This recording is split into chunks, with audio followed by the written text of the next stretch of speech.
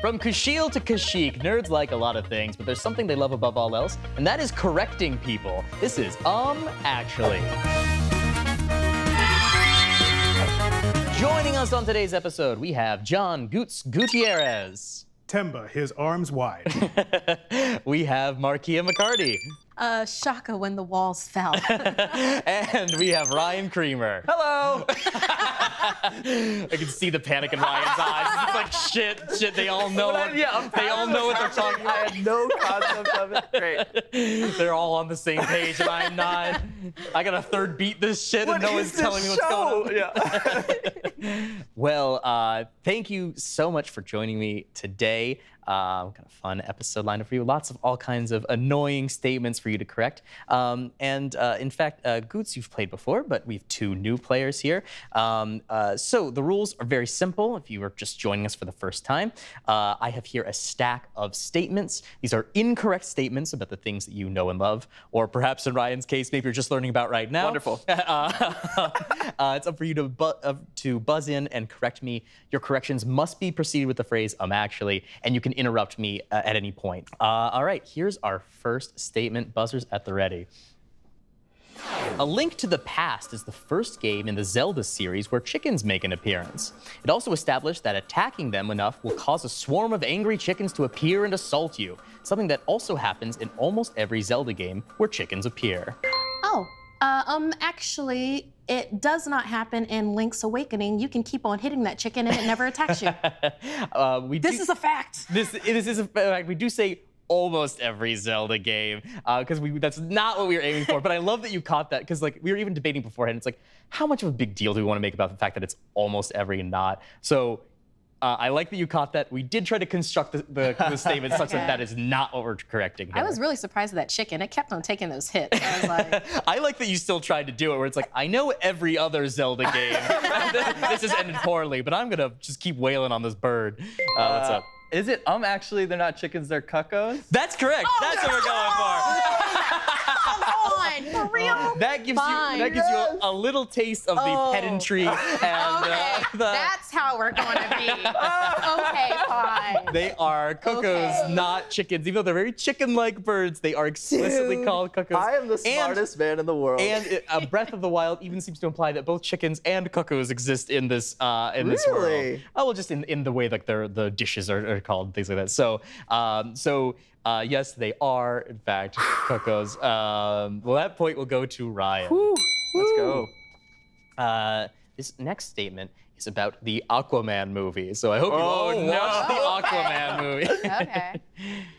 While his half-brother Orm attempts to unite the kingdoms of the Brine, the Fishermen, and the Trench under a single banner to declare war on the surface, Arthur, aka Aquaman, hunts down the legendary Trident of Atlan, which serves to replace Aquaman's previous trident once found. Yes, Markeia. Actually, in the comics, Orm is the half-brother, but in the movie, they didn't establish that. Oh, that's a good guess, but I don't think that is not what we're going for. Right. Actually, his name's not Arthur, it's Cucko. That's not the answer to everything. Damn it! I thought I knew this game. I thought I knew the rules. Yeah. Actually, it's the Trident of Poseidon, not the Trident of Atlan. No. I'm gonna go ahead and call it. Yeah. And you're all gonna hate this. Oh, no. I can't miss an Aquaman question. In the movie, at least. Aquaman's other weapon, I said it replaces his trident. Aquaman's weapon was not a trident. It had 5 prongs, which makes it a quindent. This sucks. This sucks. You know, where's the table to flip? That is the appropriate reaction. First, I will just say that is, of course, what you should be saying to this. But I hate that. We bring it up. Maybe just because like this has come up in like interviews, I guess, where it's been like, so why do you call it a trident when it's got 5 prongs? And they get very upset. It's just like really? It's just like we never call it a trident. Shut the fuck up. It doesn't matter. I also like the idea that on the red carpet, that's the one question. Yeah. Hey, excuse me. We have a lot of questions about that. But first, you keep calling it a trident, and technically speaking, that would, of course, you know, the tri means 3, so that would be inaccurate. What do you have to say for yourself? That's so Richard funny. James Wan, just shut it down. We can't release this film. There's no way to save this problem. Well, Rightly, no points for that one. But we'll move on to, we have a long row of really annoying questions. Oh, So no. here's another one. This is about Star Wars. A variation on the line, "I have a bad feeling about this," is spoken in almost every canonical Star Wars film.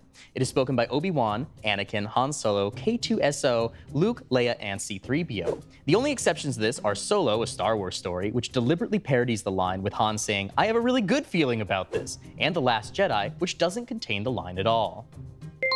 Actually, The Last Jedi does contain the line.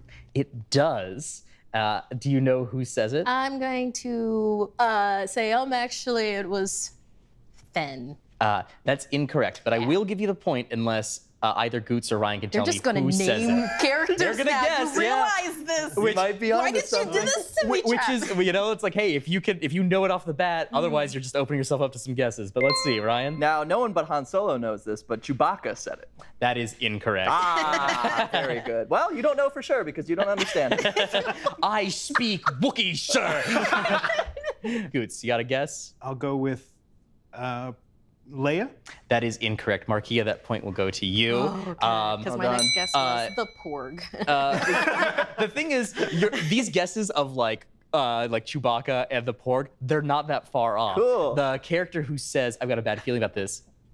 Wait, was it the robot that I can't remember? Yes, it is the robot you can't remember. I can't remember the robot's name. but that- BB-8. Oh, okay. BB-8 actually, the beeps, and this has been confirmed by creators, but there's a moment where BB-8 beeps and with two different tones, and those two tones are beeping, "I've got a bad feeling about this," in binary. Whoa. So it is like a little Easter egg that's snuck in there. That's cool. You know what the really messed up thing is that I know we all had like the wrong guesses, but in my head, I'm now in the movie.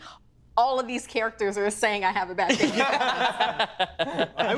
Yeah, you just hear like, and then like subtitled, like, It's like while he's cooking the Porg, Yeah. I have a bad feeling about it. And this next question comes to us from a fan. So this is a fan-submitted question. Someone who watches the show. This one comes to us from Footless Data 507. So thank you, Footless Data 507, for this statement. The actor Jonathan Frakes is perhaps best known for his role as Commander William T. Riker on Star Trek: The Next Generation. Not only did Frakes reprise his role on Deep Space Nine, Voyager, and Enterprise, but he appeared in and directed multiple Star Trek films. Additionally, he played himself in an episode of Futurama. Actually, he didn't reprise that role in Deep Space Nine. He played Will Riker's transporter clone. Oh, God. It was a different character. I'm trying to... That's correct. That is correct. I was hoping you could just like nail it with the last thing. I really wanted to swoop in Woody through and just like slam it down. Like, I know the What he was character saying. But also, yes, in Deep Space Nine, he's not playing William Riker. He's playing Thomas Riker, which is an alternate version of Riker, which is the result of a transporter accident. So yes, so even though he was William Riker there, in Deep Space Nine, he is Thomas Riker, who just happens to be basically identical in every way. But he doesn't have sideburns. So there's the dramatic reveal of him is him peeling off sideburns really? On the deck of the Defiant. What? Oh my Couldn't goodness. grow them out, apparently. That's so funny. That's pretty awesome.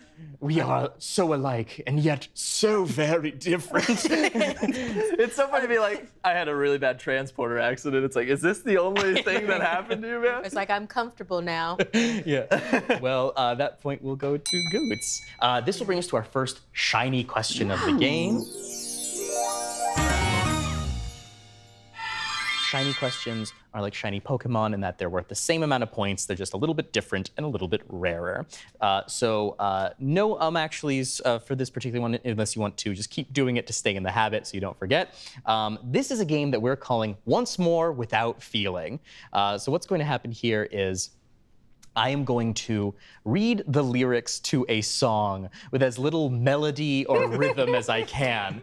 And it will be up to you to identify what it is from. So these are all theme songs to live action TV shows. Theme song is accurate. The theme song is lyrics are right. The lyrics are correct. Okay. I may not be choosing the most well-known portion of the song, but they'll all be something that appeared Live there. action There are 6 of these. Whoever can get the most right will get the point for this whole category, basically. Cool. Here's the first one. I hear a lot of little secrets. Tell me yours, and I'll keep it. You ought to know my name by now. Better think twice. Is there a live-action Rumpelstiltskin show? A really gritty reboot. What happened to my life? That is incorrect. No. So actually, no. Hey. Was there ever a live action Where in the World is Carmen Sandiego? Because you better know her name. Yeah, I love that guess. That's not what we're going for. Yeah. Okay. Goots, do you have a guess? You want to hear it again? I'm gonna go with the cliche of Manimal. Oh, that old cliche. Always guessing Manimal. No, this one is maybe a little tough one, just because I don't know how. This is just a burn on the show. Kind of like I don't know how many folks watch this, but this is from Lucifer. This is from, Oh my God, I love Lucifer. Great. I guess I never listened to the theme song. We'll move on to the next one. Take me out to the black. Tell them I ain't coming back. Yes. Actually, Firefly? That is Firefly. Well done. Didn't even finish it, but that is Firefly. Here's the next one. I am the sun. I am the heir of a shyness that is criminally vulgar. I am the son and heir of nothing in particular. Yes, Ryan. There's a lot of elements being thrown around, so I'm going to say Avatar, The Last Airbender. Incorrect. Goots. Manimal? Oh, you're always guessing Manimal. That old cliche. It's well never not runs Manimal. Do you have a guess, Markeia? Do you want to hear it again? Sure. Yeah. It's obviously the mighty Power Rangers. That is not it. That is not Power Rangers. This is from the theme to Charmed. Okay. All right, here is our next one. When you came in, the air went out, and every shadow filled up with doubt. I don't know who you think you are. Yes, Ryan. That's actually just James Joyce. This is a section of Dubliners. Nope, no, I'm sorry, that's incorrect. I can't believe that lasted 6 seasons. Markeia? I Dream of Genie. No. I literally have no idea. Goots, you have a guess? You don't have to. Mr. Ed? It's not Mr. Ed. Is it a space show? It is not a space show. Okay. This is from True Blood. This is True Blood. Never watched True Never watched Blood. it. All right, here is our next one. I am immortal. I have inside me blood of kings. Yeah. Goots. Highlander. That is the series. Highlander. Yes, I indeed. should watch that series. I've also I realized. watched the movie. Wait, is it the movies? No. There's a series, and there are 3 movies? Yeah, the movies I've movies. seen. 5 movies? 5 movies? 5 movies. Jesus one. Christ. One is a first one. crossover between the movies and the TV Really? series. Whoa. Yeah. Nice. Just like the light of a new day, it hit me from out of the blue, breaking me out of the spell I was in, making all of my wishes come true. I Dream of Genie. It is not I Dream of Genie. Perfect Strangers? It's not Perfect Strangers. really sounds like Perfect Strangers. You're in like kind of the right time period. I'm gonna describe the show for you.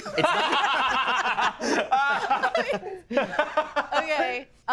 It's like a halfway house, but it's not a halfway house. They're like sisters, but they're not. One of them's black, one of them's bigger, and they're all happy in the house together. It was in the 80s or 90s. This sounds like someone was not like, Full House. Markeia, you have to pick a TV show right now. I know you didn't have any kind of plan, but the network's a right script there. for it right And it's just like, oh, there's a sister, and one of them's bigger, and they're. It's a good show. I can't remember it. I can't remember it at all. Are you talking about Manimal? No, I think that's an animal. might be Son of Manimal. Oh, dude.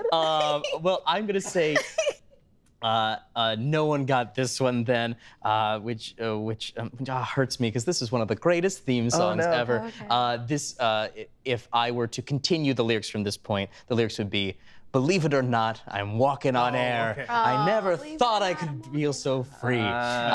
Greatest American This is the greatest hero. American hero. Yeah, that was just it was the second verse there. Second verse of the greatest American hero. Damn. Well, Goots, you got 2 of those, so you will get the point for this shiny question. Well done. Very good. Some tricky ones in there. Yes. Yeah. What would I do without you? Well, I'd have said a lot of wrong things and would never know about it. Here are some of our favorite corrections from you. Billy says, actually, falling isn't the only way to respawn in Fez. You can also get caught in a black hole. Thanks, Billy.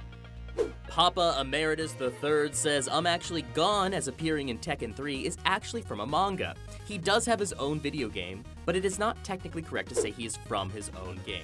Yes, it is. I say it is. It would be wrong to say he originates from his game. No points for you, Papa Emeritus III. We'll move right along to our next question here. Here's a book question. Here's some books. Let's see how this goes. The Cosmere describes Brandon Sanderson's expanded universe, in which many of his seemingly unrelated books take place, including Mistborn and the Stormlight Archives. Among the elements that persist across various series are the concept of Ilmatic theory, which explains that all things exist in 3 planes, and the scattered shards of Adonalsium, which contain the powers of all creation. Yes? Actually, Mistborn is not one of the things in the collection. Mistborn is part of the Cosmere. Yes. Actually, that wasn't a question. That was just a spell you were reciting of random syllables to change the cosmos. Yes, now that the words have been spoken, they have become true, and thus the universe has changed. Incorrect. No. Actually, it's not Adamantium. Incorrect. I'm certain I mispronounced that, but it's not. The shards of Adonalsium are a recurring theme across the Cosmere. The issue here is that I said that one of the features of the Cosmere is the concept of Ilmatic theory. However, Ilmatic was Nas's first album. We are looking for real magic theory, which is a different thing.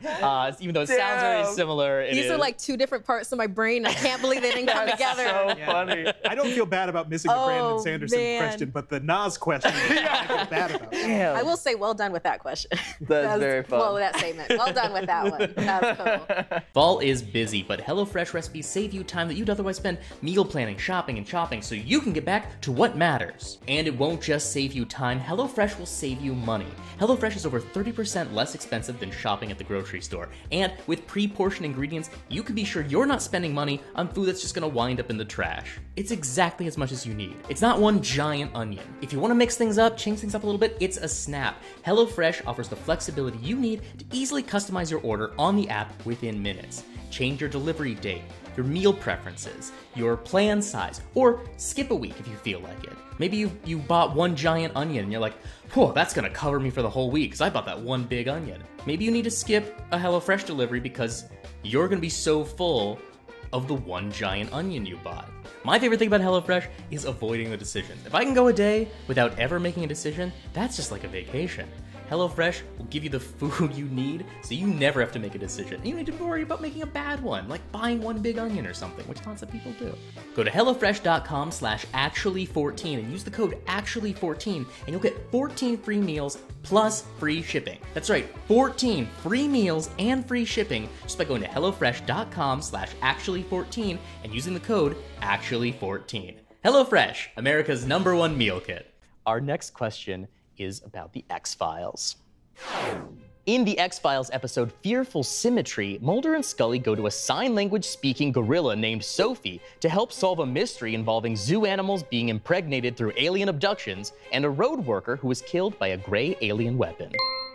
Actually, the person didn't get killed. They also got impregnated by the alien. Incorrect. Markeia. Actually, the zoo animals weren't being impregnated by aliens. It turned out to be a government conspiracy. No, that's not what we're looking for. But very X-Files-y. It could be both. Who knows? You never know with aliens. Aliens, it's always like, yeah, we'll help you out. Goots. Actually, they weren't there to solve a mystery. They just wanted to watch the zoo animals have sex, and it just happened to be there. It was a day where it's like, Mulder, what do you say we take the day off? We just go to the zoo, we look at some monkeys, we have a couple peanuts. Wouldn't that be nice if for one week we didn't have some crazy thing to solve? Just one time. That's incorrect. They did go there with the express purpose of solving this mystery. Okay. The issue here is I said a that there was a road worker who was killed by a gray alien weapon. That road worker was not killed by a gray alien weapon. They were killed by being stepped on by an invisible elephant. He died doing what he loved. Being confused. What is happening? One of the weirder X-Files episodes. That is so. I'm imagining the person trying to write the obituary for that. Just be like, okay, squished, definitely. Yeah. We don't know from what. I don't know, death by misadventure. I don't know. I got 2 weeks left. So. Our next question is about Neopets. So there's that. Many Neopets had extremely different designs when first released. Bruce was a dragon in a bow tie before changing into a cute penguin wearing a ribbon. Irie was an unfriendly dragon called Serpal before changing into a fluffy griffin. And Shoiru was changed to a smiling dragon due to a copyright claim lodged against it because it so closely resembled the Pokemon Mew. Yes, Markeia. Actually, her name wasn't Serpal. It was Leave Me Alone. the most introverted Neopet who's just like, it's, I just want to take care of you. It's like, no, fucking leave me alone. It's like, let me be. That is, Serpal is the name of, yes. Actually, it looked like a different Pokemon. It wasn't Mew? No, that's incorrect. Actually, it wasn't a Pokemon, it was a Digimon that it looked like. No, that is incorrect. So I'll call this one. So Bruce's original design was just a picture of British entertainer Bruce Forsyth. So when you cared for Bruce, it was just like a headshot of Bruce Forsyth. I was like, well, I got Bruce. Awesome. I love Mommy, that. I got a man. Yeah, really, really fucking weird. I will feed him and pet him. I got Bruce. He followed me home. Can I keep him? No! Absolutely. Get that man out of there. God, what is this I know he's a game? treasure of Britain, but there's no place in my home. That does sound very challenging, keeping a middle-aged British man alive and healthy. Also, Macy Gray was also in the original No Neopets way. lineup. Yeah. I love that. That seems I love super that challenging. so much. Well, we'll move on to our second shiny question here. This is a game that we're calling Categorical.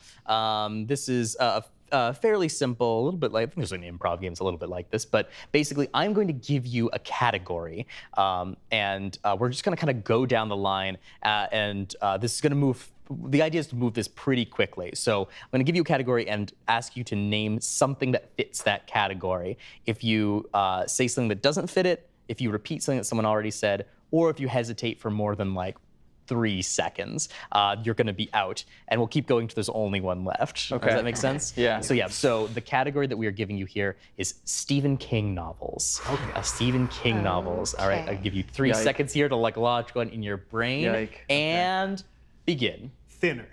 Rose Matter. Pet Cemetery. Dolores Claiborne. The Dome. It. Ooh. Doubling on one thing, you said the dome, which I believe is under the dome, and Thinner might be a short story and not a novel. No, that was Is released. this a novel? It was released under Great, the great, great. Richard Bachman pen name. Okay, I'm going to allow the dome against my better wishes just because I want to see how far we can keep going. What did you said? It. Yeah, that, okay. We're gonna loop back around to Goots. The Regulators. The Gunslinger. It was all I had. I was hoping I won. I was really hoping I won. Ryan is out. We're gonna loop back around to Goots. Desperation. Song of Susanna. The Dark Tower. The Wolves of the Calla. The Gunslinger. We already said the Gunslinger. Yeah. That means Markeia is gonna get this one. Oh, my lifelong collection has finally has finally worked for me. You're telling me I knew 2 Stephen King books and I lost that round? Hey, look, I know I make mistakes too. If you want to get in on the game and correct me, you can do that by tweeting at @UmActuallyShow or by going to the Actually Corrections channel on the Dropout Discord. If we like what you have to say, we might feature it in a future episode. Move on to our next statement here. 1990 cult classic film Robot Jocks was written by Hugo Award-winning author Joe Haldeman. It is set in a Cold War-inspired world with only 2 nations, the Market and the Confederation. War is outlawed, with disputes instead determined in giant robot gladiator matches. The film centers on the battle over who will control Alaska, fought between robot pilots Achilles and Alexander, and famously ends with the stark twist of both pilots dying as Alaska is destroyed. Markeia. Actually, the pilot's name isn't Achilles because that is a weak name to give someone. It is Achilles. Crush him, get him. Yeah. Goots. Actually, Alaska isn't destroyed at the end. That is correct. Do you remember what the ending is? I remember one of them is blinded because the robot has the special power of really big headlights on the front of it, and that's their special weapon. That's a special power. I don't remember. Yeah, I think my car has that. I turn it off when I see oncoming cars. It famously ends with both pilots living, getting out of their destroyed robots, giving each other a thumbs up, and then fist bumping. Let's go! Hell yeah! I love this movie. I am not at all familiar with Robot Jocks, and our question writer Michael Saltzman put this up. It's like I've never even heard of this movie, but then it was very satisfying to me. Where it looks like as I got this, I was like, oh, we've got this question in Goots' episode, and I got like one sentence in, and in my peripheral vision, I saw you go, like Robot Jocks. Like yes, Robot Jocks, we've been there. Yeah, so I haven't seen it. I guess I can't speak much to Robot Jocks. It sounds bonkers. It's pretty terrible, which is doubly sad because Joe Haldeman is one of the greatest sci-fi writers of all time. He wrote a book called The Forever War, which is an amazing allegory about Vietnam, and it's like an amazing book about war and sadness and all that. And then he wrote one script that got turned into this terrible stop-motion animated robot fighting scene. Yeah, apparently he clashed a lot with the director Stuart Gordon, who kept trying to change things to be less like serious sci-fi and more like Saturday morning cartoon. It's time for robots to fight, and it's like well, this was the one screenplay I wrote, and it ends with this just like, bro, blam, robots forever. I'm that director. I would have been the guy like, dude, why aren't these robots chilling more? It sounds like a cliche of it's like an old Hollywood story, right? It's like, oh, look, we've got this writer, this very serious writer with things he wants to say, and like, we're gonna make your thing into a movie, kid. It's like, oh boy, I can't wait. And then it's just like, cool, can we get some bigger machines in here? Maybe a couple of broads. I don't know, maybe get some fireworks going off. It's like, my work, my piece. Every robot's gonna have Pepsi right on the front, completely. Well, that point will go to Goots. Here's our next statement. Funko Pop figurines are adorable, vinyl, highly collectible figurines from Funko. Due to exclusive limited runs at specific events and chase variants, some Funko Pop figures are extremely rare and highly valued. Some of the most expensive Funko Pop figures include blue metallic Batman, glow-in-the-dark Green Lantern, glittery Super Mario, and flocked Chewbacca, all of which were San Diego Comic-Con exclusives. Ryan. Actually, glittery Mario is not one of the rare. That is correct. Oh. Nice. And it is correct because, in fact, there has never been a Mario Funko Pop. It is one of the few properties that has never licensed with Funko, and so there exists no Mario Funko Pops at all. So it is not the most expensive, but if one were to exist, it probably would be. It would be. Man, I want a glittery Mario. Yeah. Like I was picturing it in my head, like, oh, that looks sick. The most expensive Funko Pop is probably the Freddy Funko Boba Fett, which is sold for $6,000. Holy. Wow, go Boba Fett. Go Boba Fett. Well, that point goes to Ryan. Hell yeah. And we will move on to our next shiny question here. This is, in fact, our last shiny question of the game. And this is called Where Am I? We're going to show a series of maps up on this screen. We've left some like identifying features, but we've removed a lot, anything that is like big and obvious, that is like the title of the thing. So we're looking for you to tell us what this map is from. This could be books, could be movies, could be video games. Any place a map might appear, it's sort of thrown into the mix here. So yeah, just buzz in when you think you have the answer. Whoever can identify the most will get the point. All right, let's take a look at that first one.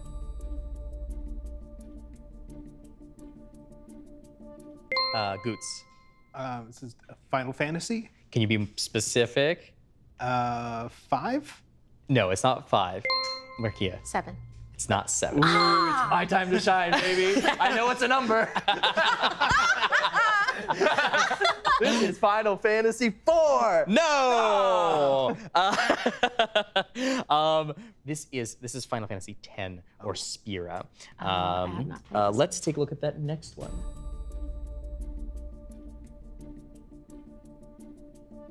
I'm gonna say God of War.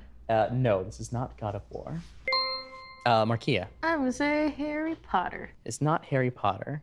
Boots. Percy Jackson? This is from Percy Jackson. Yeah, this is Camp Half-Blood from the Percy Jackson book. So weirdly, if you combine your two guesses, you kind of get Percy Jackson, God of War plus Harry Potter, and we got there. Yeah, I saw Half-Blood Hill down there, and I was thinking that like, oh God, what if this is from the new one Yes. that I didn't bother reading? That is that. All right, let's take a look at our next one. Ryan. Lord of the Rings? This is not Lord of the Rings. Markeia. Skyrim. It is not Skyrim. So not. I'll say no points for that one. This is Pern from the Pern series. Dragon Age Pern Good old and Pern. Others. Let's take a look at the next one. I want to recognize this. That is actually just a leaf. That is not a leaf, but it does look a bit like one. This is obviously from Odyssey. This is not from the Odyssey. It's not at all. Monkey Island? It's not Monkey Island. But nice guess. Good That guess. is That's good such a guess. good game. All right, we'll go ahead and call it. Yeah. Yeah. This is the island from the TV show Lost. Oh. Ooh. My Little Pony. That is correct. I'll give it to you. Do you know? No, what- it do you know what- totally is My Little Do you know? Pony. Yeah. Do you know what the land in My Little Pony is called? I'll give you the point regardless, because It's a pun. It's like the tales of trivia. I'll give you the point anyway. It is Equestria. Equestria. Yeah. is- I just played an RPG of this too. and I Really? love it. Yeah, Tales of Equestria. Love yeah. it. And then let's take a look at our last map. Where am I? Where is this? Oh, this is real, right? This is real. Mark- This is real. Markeia. This is in Canada. This is not Canada. This is New Equestria. This is not New Equestria. Oh. This is Antarctica? This is Antarctica. This is Antarctica. Oh, And from an angle you don't often see it. The ice. Yes, that is Antarctica. So with that, Goots, you got 2 of these. Markeia, you got 1. Ryan, I'm sorry to say you didn't get any. So that point will go to Goots.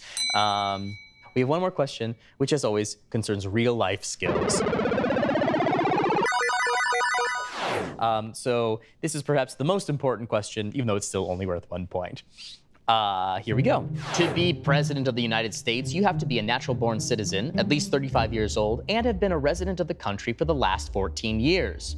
And you can only serve 2 4-year terms in total. But what if you served a partial term previously? Well, that counts as one of your 2 terms, even though it was less than 4 years. But hey, at least you can be vice president as many times as you want. Markeia. You don't have to have lived here for at least 14 years to become president? Yeah. Goots. Actually, if you serve a partial term, it doesn't count. You can still then do 2 terms. You are partially correct. Can you be a little bit more specific? I can. If you do less than 2 years, then it doesn't count. If you do more than 2 years, it counts. That's correct, yes. Yes, partial terms only count if you serve 2 or more years. So technically a person could serve 10 years in office if they happen to serve a partial term for slightly less than 2 years and then 2 full terms. Well, yes, Goots, you got that point. That makes you our winner for this episode. It is, what, 5-2-2? Is that our final score? 5-2-2. Congratulations, Goots. And thank you to everyone for coming to play with us today. Thanks for having me. That is it. Join us next time for even more pedantic corrections here on Actually.